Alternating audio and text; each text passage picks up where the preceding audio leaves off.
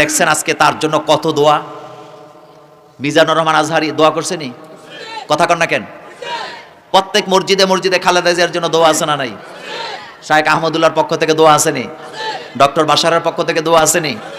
বেগম খালেদা জিয়ার দিকে তাকায় দেখো কত দোয়া জনগণ করতেছে, ঠিক কিনা? কেন করে? একটাই কারণ, তিনি নিজে ইসলাম সেভাবে প্র্যাকটিস করেন নাই ব্যক্তি জীবনে, কিন্তু ইসলামের ক্ষতি হোক এমন একটা কাজও তিনি কখনো করেন নাই। বেগম জিয়ার একটা কমন শব্দ ছিল, আপনাদেরকে বলি।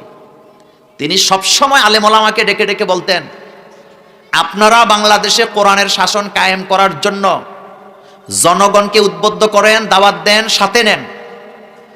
আমরা যেহেতু কোরআনের আইন প্রতিষ্ঠা রাজনীতি করি না, আপনারা করেন। আপনাদের পথে আমরা বাধা হয়ে দাঁড়াবো না। আর আপনাদের দাওয়াতে যদি বাংলাদেশের বেশিরভাগ মানুষ বাংলাদেশে কোরআনের আইন চায়, আমাদের পক্ষ থেকে আপনাদেরকে সাপোর্ট দেওয়া হবে। এই কথা আর কেউ বলতে পারছেনি? যার কারণে দেখছেন আজকে তার জন্য কত দোয়া। মিজানুর রহমান আজহারি দোয়া করছেনি? কথা কন না কেন? প্রত্যেক মসজিদে মসজিদে খালেদা জিয়ার জন্য দোয়া আছে না নাই? শায়েখ আহমদুল্লাহর পক্ষ থেকে দোয়া আসেনি? ডক্টর বাশারের পক্ষ থেকে দোয়া আসেনি? মাজলিসুল মুফাসসিরিনের পক্ষ থেকে দোয়ার আয়োজন করা হয়েছে, সবার কাছে দোয়া চাওয়া হয়েছে। সবাই তার জন্য দোয়া করে, একটাই কারণ, তিনি ছিলেন আলেম বান্ধব। ইসলামের জন্য তার বিশাল অবদান আছে, আসেনি? জীবনে কোনোদিন আলেম ওলামার বিরুদ্ধে কোনো কথা বলে নাই। তিনি কি কোনোদিন কোনো আলেমকে, নিরপরাধ আলেমকে জঙ্গি বানাবার চেষ্টা করছে? করেন নাই। আমি আপনাদেরকে একটা ঘটনা বলি। তিনি যখন ক্ষমতায় ছিলেন, তার ক্যাবিনেটে 19 জন ক্যাবিনেট মন্ত্রী ছিল। তো বাইতুল মোকাররমের খতিবকে নিয়ে একটা ঝামেলা হয়েছিল, ওবায়দুল হক সাহেব মরহুম, মনে আছে তো আপনাদের? তো হুজুর খুব বাগা টাইপের আলেম ছিলেন, তিনি প্রতিবাদী কণ্ঠ। তো তিনি বাইতুল মোকাররমে দাঁড়াইয়া খুতবায় দোয়া করতেছিলেন, আমেরিকা ধ্বংস হোক, ইসরায়েল ধ্বংস হোক। এই কথা যখন ওরা শুনছে, এখন এটা নিয়ে লাগছে গন্ডগোল, যে বাংলাদেশের মসজিদে এই দেশের জন্য বদদোয়া করা হয়। ক্যাবিনেটে যখন আসছে, তখন অনেকের কাছে জানতে চাইছে, ক্যাবিনেটে যারা ছিলেন মন্ত্রী, যে এখন এটা কি করা, বিনদেশদেরকে তো আবার ঠান্ডা করাও লাগবে নাকি? তো অনেকে বলছে, হয় ওনার থেকে সরায়া দেন সম্মানের সাথে, যাতে মানে পররাষ্ট্রনীতিতে যেন কোনো প্রভাব না পড়ে। তখন শহীদ মতিউর রহমান নিজামী রহমতুল্লাহ আলাইকে বেগম জিয়া জিজ্ঞেস করেছিলেন, সবাই তো বক্তব্য দিছে, মাওলানা সাহেব আপনার বক্তব্যটা কি একটু জানতে চাই। তখন নিজামী সাহেব হাসি দিয়ে বলছিলেন, মাননীয় প্রধানমন্ত্রী, যেই বদদোয়াটা আমাদের বাইতুল মোকাররমের খতিব দিছে, এটা পৃথিবীর সব মসজিদের মিম্বর থেকে হুজুররা দেয়, কিন্তু সমস্যাটা হইলো অন্য অন্য হুজুররা আরবিতে দেয়, আর উনি দিয়ে ফেলছে বাংলায়, যার কারণে গন্ডগোল লাগছে। প্রধানমন্ত্রী কয়, তাই নাকি? ঘটনা কি, কিভাবে? কয়ে যে খুতবার মধ্যে বলে, আল্লাহুম্মা দাম্মির, কথা কোন, আল্লাহুম্মা দাম্মির, বদদোয়া আছে না নাই? মুসলমানের জন্য দোয়া আছে না নাই? মতিউর রহমান নিজামী সাহেব যখন আরবিতে ব্যাখ্যা দিছে, বুঝায় বলছে যে উনি বলার কথা ছিল আরবিতে, বললে ফেলছে বাংলায়, এজন্য সমস্যা হয়েছে। এবার বেগম জিয়া হাসি দিয়া কয়, যে যেখানে আছে সেখানে থাক। চিন্তা করছেন নি? তবে একটা কথা বলি, যে এখানে অনেক খতিব আছেন আমি দেখতে পাচ্ছি। আচ্ছা বলেন তো, ইহুদিদের জন্য, নাসারাদের জন্য জুমার খুতবায় বদদোয়া আছে নাকি নাই? এই তো সূরা ফাতিহার মধ্যে আছে, গায়রিল মাগদুবি ওয়ালা দাল্লিন, বদদোয়া আসেনি? আবার যারা আবু লাহাবের পেতাত্তা, তাদের জন্য বদদোয়া আছে না নাই? আবু লাহাবের জন্য আছে না নাই? তাব্বাত ইয়াদা, পড়েন সবাই, তাব্বাত ইয়াদা আবি লাহাবি ওয়া তাব্বা মা আগনা আনহু মালুহু ওয়া মা কাসাব সায়াসলা নারান যাতা লাহাবি ওয়া ইমরাআতু হাম্মালাতাল হাতাব ফি জিদিহা হাবলুম মিন মাসাদ। কথাগুলা কা। আবার সূরা বাকারা আল্লাহ পাক বলছেন, কাফেররা যখন মারা যায়, আল্লাহ তাদেরকে লানত করে, ফেরেশতারা লানত করে, দুনিয়ার মুমিনেরা তাদেরকে লানত করে বিদায় দেয়। আবার মুমিন যখন মারা যায়, সারা দুনিয়ার মুমিনদের চোখে তাদের কান্না আসে না।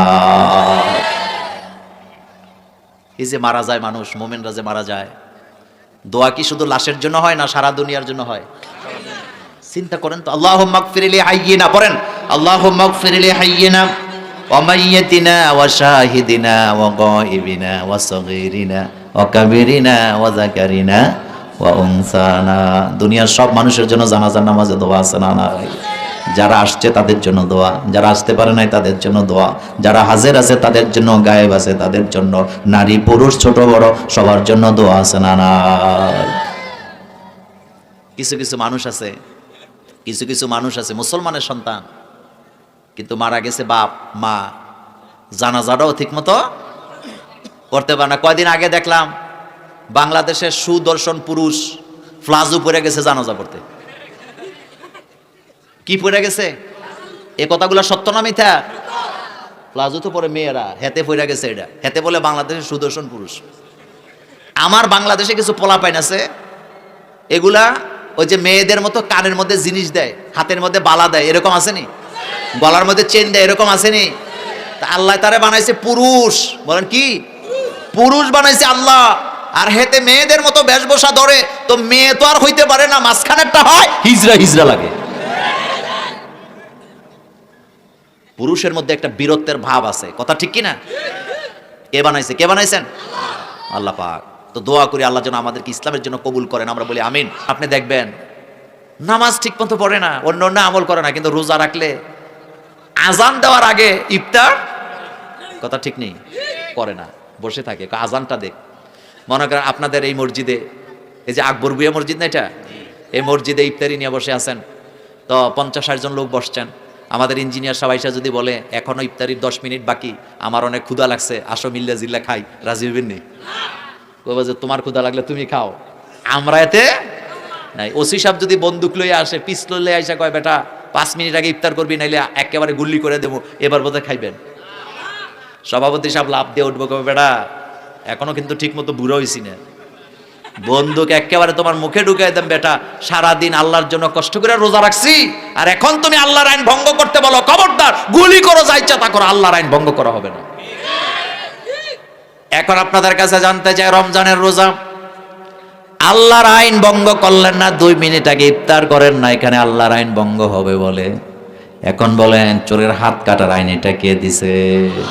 জিনাকারকে পাথর মারতে হবে, এটা কারা? চান্দাবাজকে মৃত্যুদণ্ড দিতে হবে, এটা কারা? যে মদ খায় তাকে 80 বেত্রাঘাত করতে হবে, এটা কারা?